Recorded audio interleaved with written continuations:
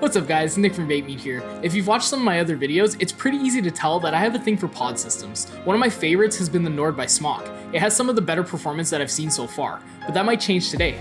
This is the Trinity Alpha by Smok. It uses Nord coils and has some new features that improve on an already great device. Let's check it out. Inside the box will be the Smok Trinity Alpha, 2 mesh coils, a 0.6 ohm that puts out 25 watts, and a 0.8 ohm that puts out 16 watts. You'll also receive a lanyard and a micro USB cord.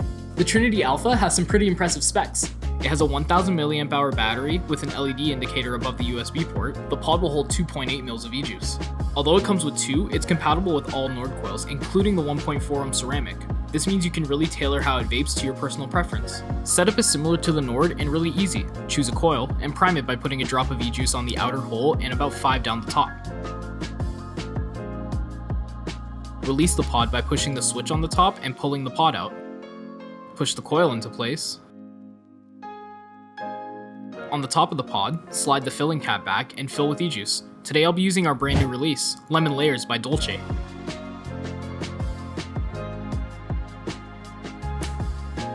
Pop your pod back in. Hit the fire button 5 times to power on the device. Now you're all set. You can change how it fires by pressing the mode button. You can switch between soft, normal, and hard modes. This will change the intensity of how the device vapes. I don't know what's going on over at Smok, but they've definitely been stepping up the quality of their devices. I expected the flavor to be good since I used the Nord, but I find it even better on the Trinity. I think this is due to having airflow coming from 2 spots, on the top and on the side. The battery will easily last you all day, but if you're using higher powered coils like the 0.6 ohm, you will go through your juice faster.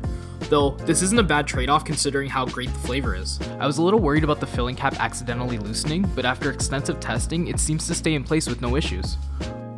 The power modes make a noticeable difference. If you're looking for a bigger hit, the hard mode will definitely accommodate. I also really like that the mouthpiece is 510 compatible. This means you can use your favorite tip from other tanks. So I do need to address the elephant in the room. The Trinity Alpha was definitely inspired by the Lost Vape Orion, but I wouldn't necessarily say this is a bad thing. When comparing the two, the Trinity wins in most aspects. It's cheaper, has a larger battery at 1000 versus 950 mAh, holds more juice with 2.8 versus 2 mils, and even has power adjustment like the pricier DNA-powered Orion.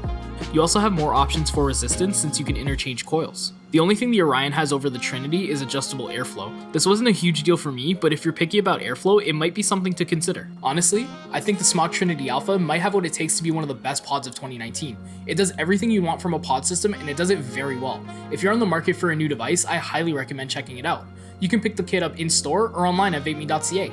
If you found this video helpful, be sure to give it a like and subscribe to the channel for more content. I'm Nick from VapeMeet. We'll see you next time.